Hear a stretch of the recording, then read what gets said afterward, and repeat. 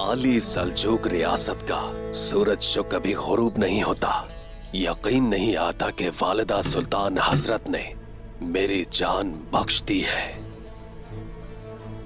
और बदले में वो मुझसे सदाकत चाहती हैं। सदाकत?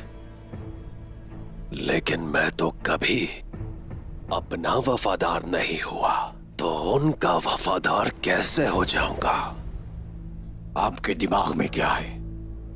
क्या हम इस मिहान सुल्तान के खिलाफ कोई मंसूबाबंदी करेंगे?